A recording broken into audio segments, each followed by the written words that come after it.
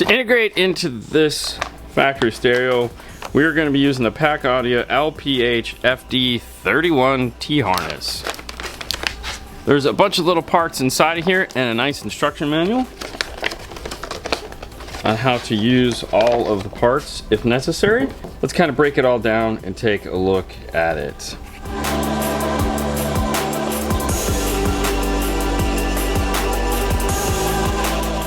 There is a female and male harness that go into the vehicle.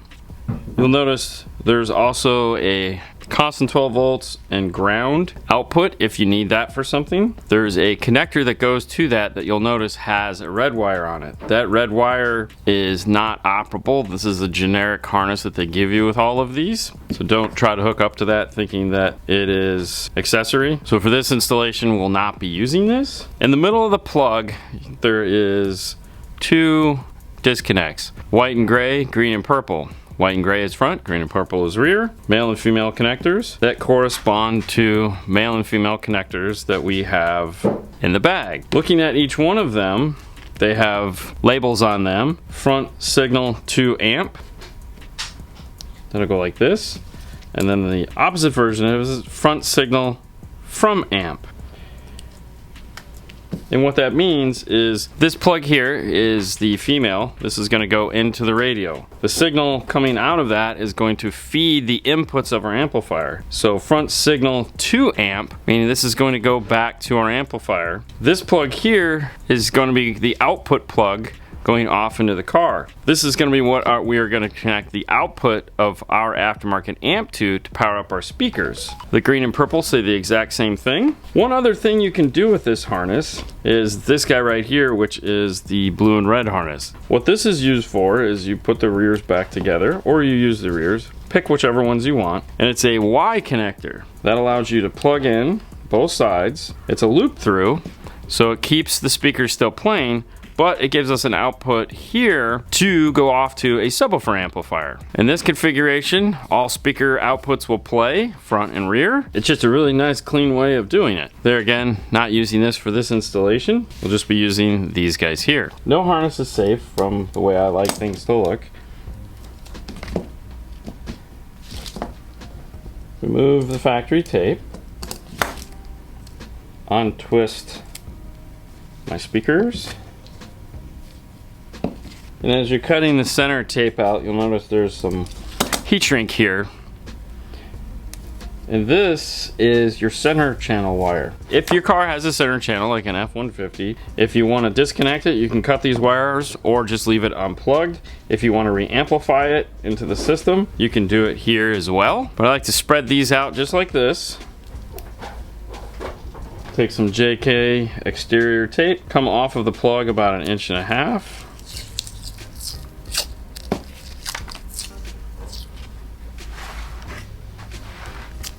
And stop when I get about 1.5 inches from the end there, and that gives me my taped up harness.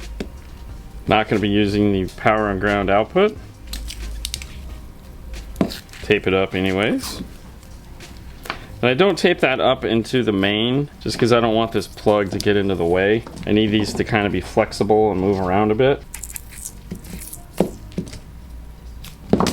And that's it. That's how she looks when she's done. Let's head over to the dash. We'll take that apart and go through the headache of trying to get this plugged in. The wire harness that we need to get to is located up underneath this area right here. The first step is to remove this handle just because we need some room. And it's a Torx T30.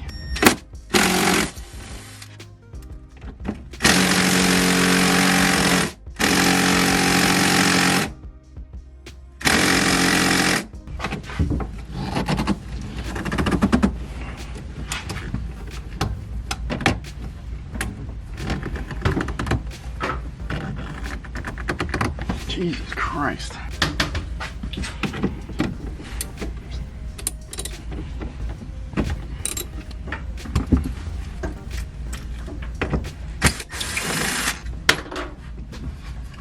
Just lifts out of place. Come at it from under the dash, and it'll drop down surprisingly easy.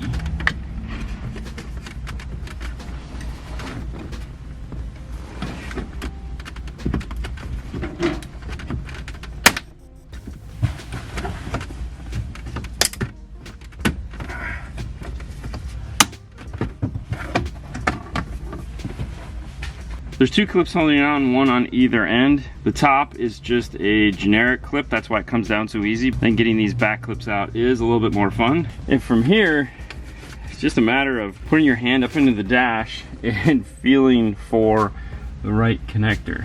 The clip is towards the front. It is fairly sharp. You just have to push in the clip and pull it down. One of those situations where you got to get it just perfect and it'll pop right down.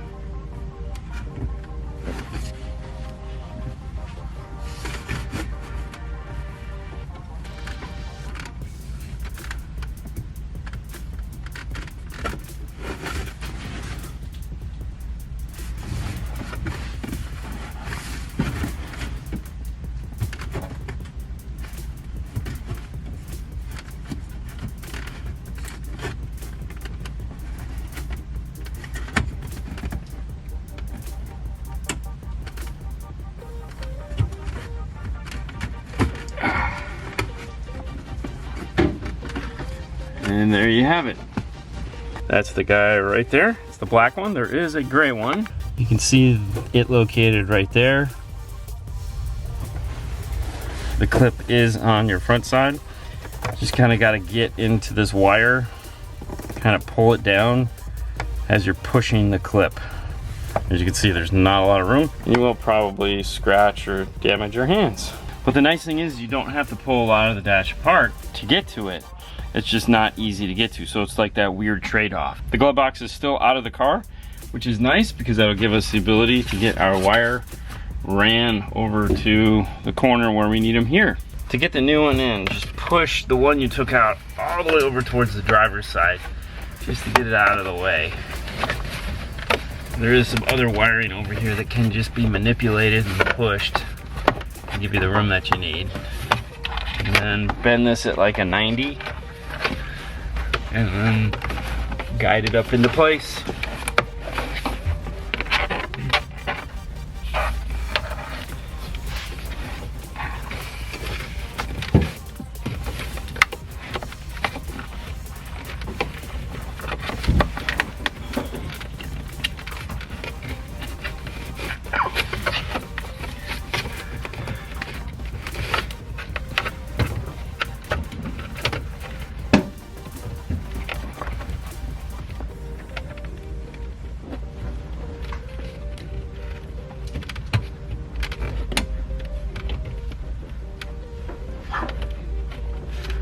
Takes a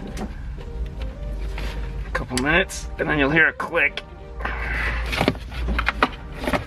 and that's it. Grab the end, click that into place. I always like to give everything a little tug when I'm done, just to make sure. Just kind of tuck everything up out of the way. Keep your hands on your speaker wire connectors. You want those hanging out like over here. And believe it or not, that's it for this. That'll give us our signal. When we got the box done, we were looking at this right here, which is a quick disconnect if you ever need to service the back door. And I was thinking, hey, we should probably add one of those to our subwire. That way, if they do need to take this off, we're not pulling all of this and making it very difficult. Fernando added in an XT90 connector, so our wire will come over here and plug into this, and that way if they do need to take the back door off, it'll be easy enough to do without screwing all our stuff up.